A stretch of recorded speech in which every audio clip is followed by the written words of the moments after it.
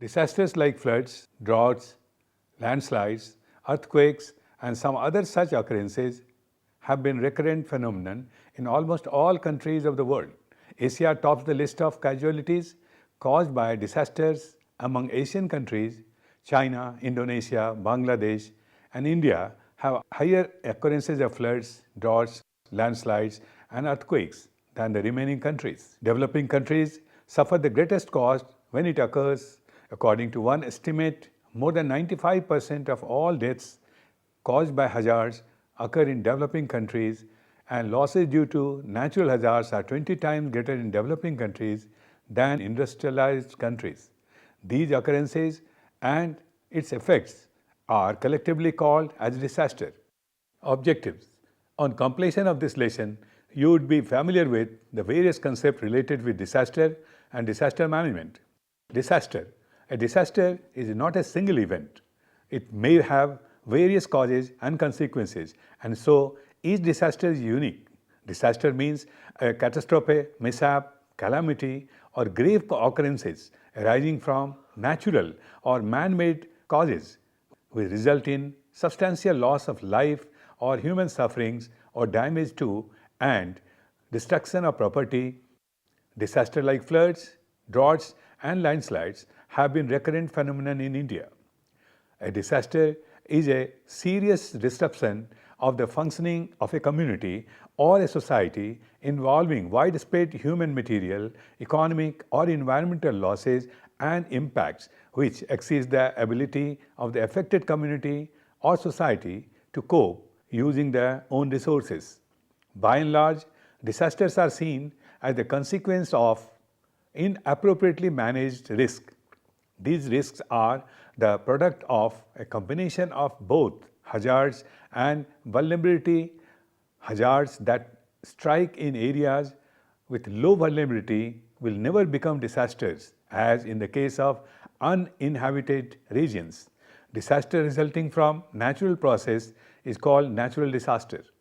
Examples of natural disasters are earthquakes, floods, etc. Man-made disaster is usually the result of human negligence, error, or intent, such as air pollution, house fires, etc. Disaster management. Disaster management can be defined as the organization and management of resources and response teams for dealing with all humanitarian aspects of emergencies. Disaster management or emergency management is the creation of plans through which communities reduce vulnerability to hazards and cope with disasters. Disaster management does not avert or eliminate the threats. Instead, it focuses on creating plans to decrease the effect of diseases. Failure to create a plan could lead to human mortality, lost revenue, and damage to assets. Currently, most of cities, towns, and industries do not have emergency management plans. Events covered by disaster management include industrial sabotage, fire, natural disasters, public disorder, industrial accidents, and communication failures. Hazard. A hazard is a dangerous phenomenon, substance, human activity, or condition that may cause loss of life, injury, and other health impacts, property damage, loss of livelihoods and services, social and economic disruption of environmental damage. Hazards arise from a variety of geological, meteorological, and hydrological, oceanic, biological, and technological sources, sometimes acting in combination. In technical settings, hazards are described quantitatively by the likely frequency of occurrences of different intensities for different area. Natural hazard is a natural process or phenomenon that may cause loss of life, injury, or other health impacts, property damage, loss of livelihoods and services, social and economic disruptions, or environmental damage.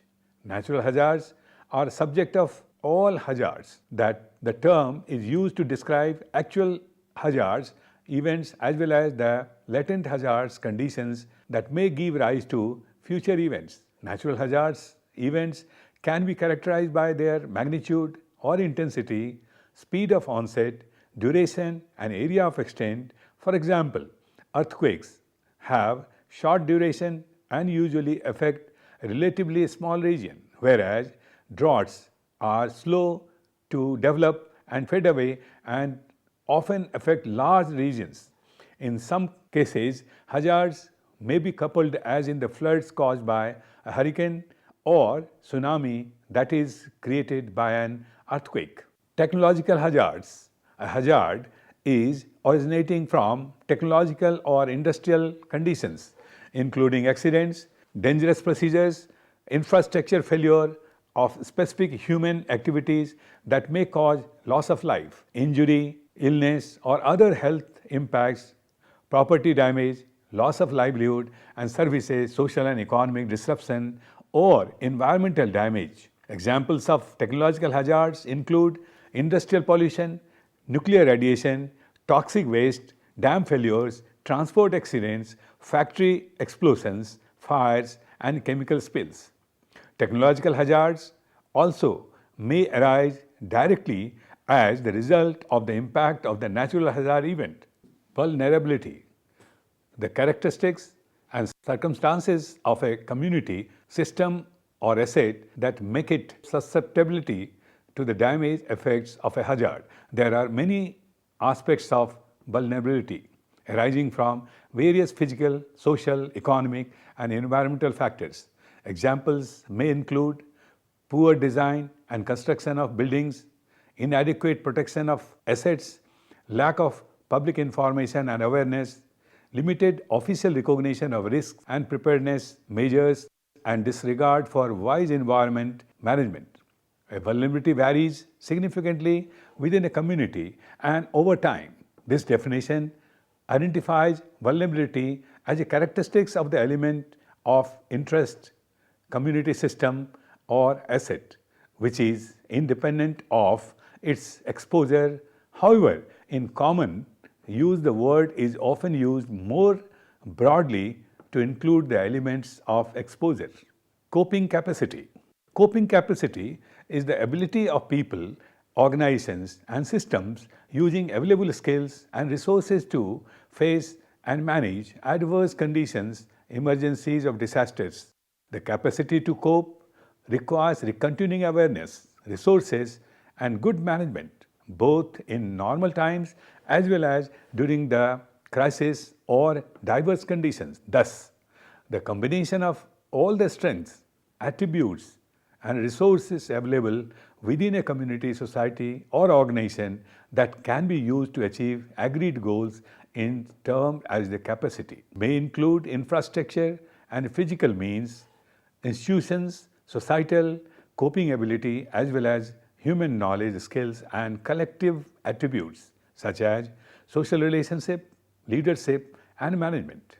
The word risk has two distinctive connotations.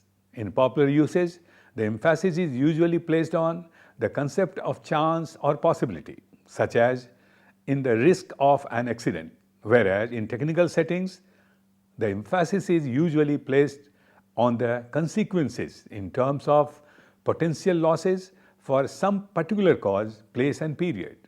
It can be noted that people do not necessarily share the same perception of the significance and underlying causes of the different risks.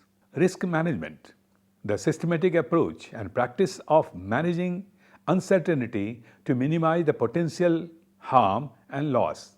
Risk management comprises risk assessment and analysis and the implementation of the strategies and specific actions to control, reduce, and transfer risks.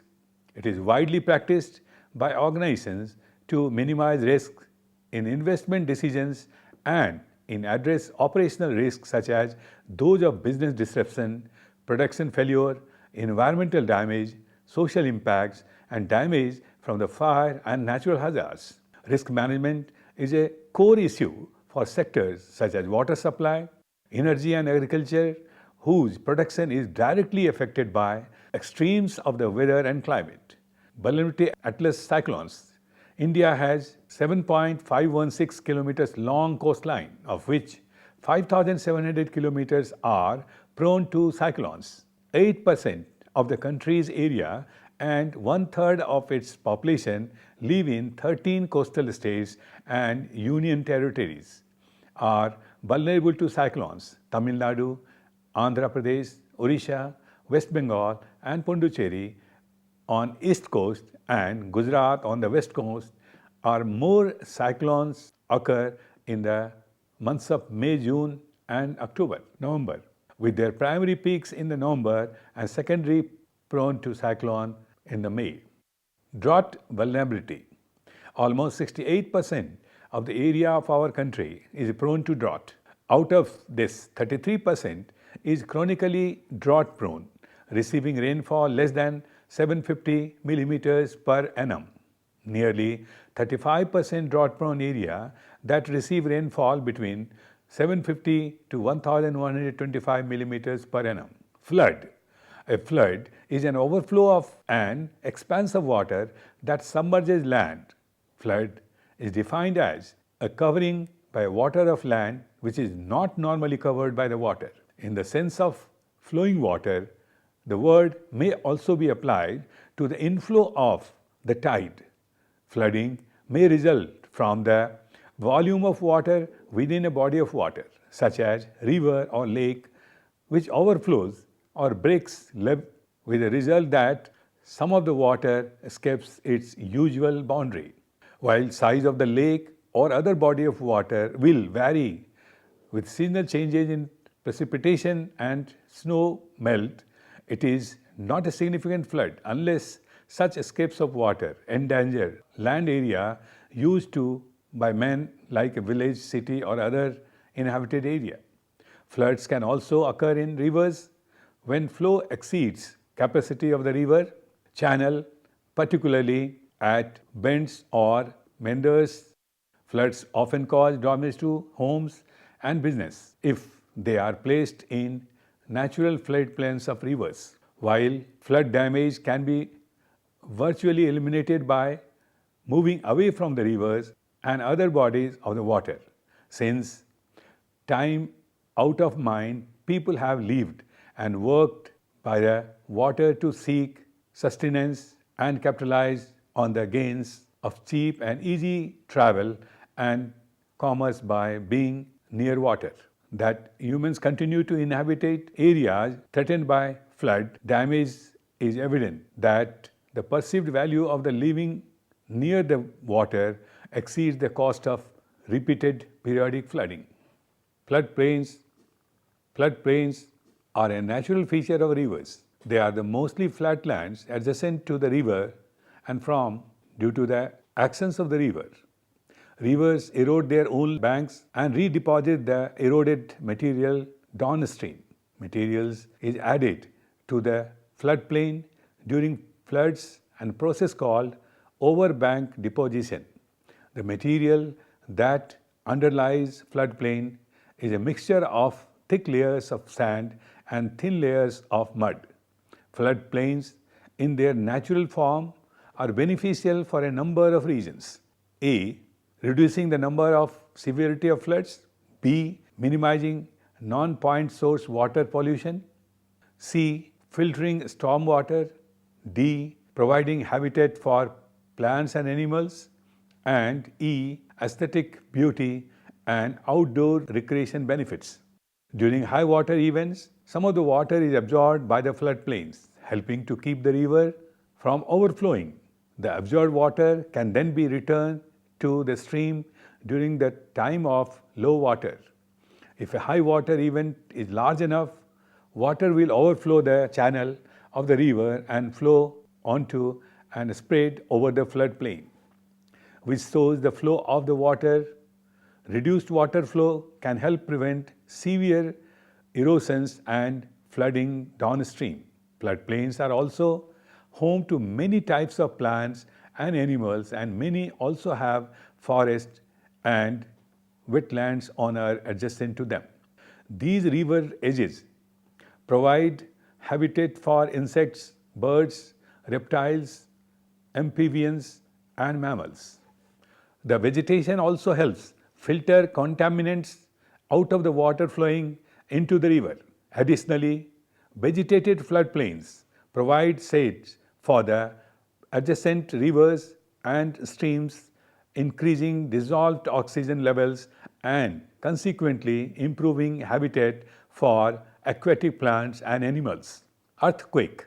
An earthquake is a sudden shake of earth which lasts for a short time within a very limited region. Most earthquakes last for less than a minute, but sometimes shock may last for as long as 3 to 4 minutes. The place where an earthquake originates inside the earth is called the focus of the earthquake.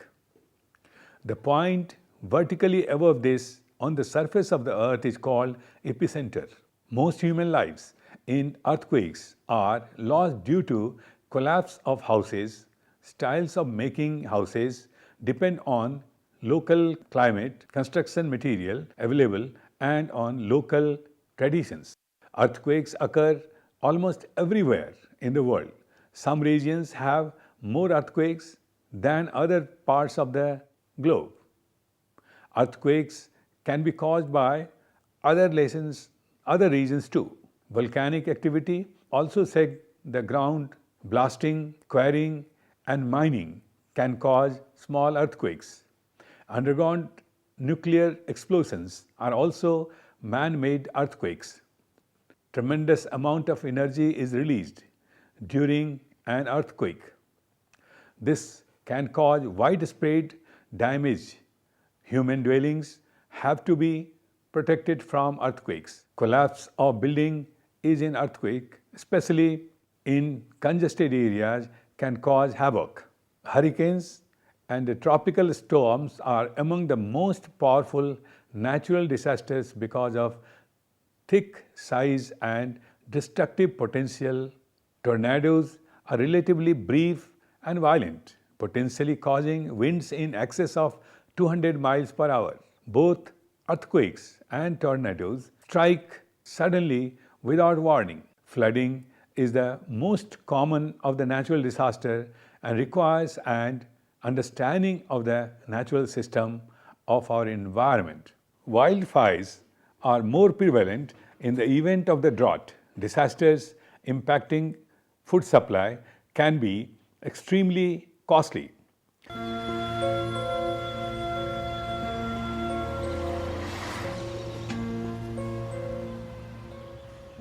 Summing up, floods, droughts, landslides, earthquakes, and some other such occurrences have been recurrent phenomenon in almost all the countries of the world. Developing countries suffer the greatest cost when it occurs. A disaster is a serious disruption of the functioning of society involving widespread human, material, economic, or environmental losses, which exceeds the ability of the affected community or society to cope using their own resources. Disaster management refers to the planning through which communities reduce vulnerability to hazards and cope with disasters. Hazards means condition that may cause loss of life, injury, or property damage, loss of livelihoods and services, social and economic disruption. Technological hazards include accidents, dangerous procedures, infrastructure failures, or specific human activities that may cause loss of life, injury, illness, or other health impacts, property damage, loss of livelihoods and services, social and economic disruption, or environmental damages.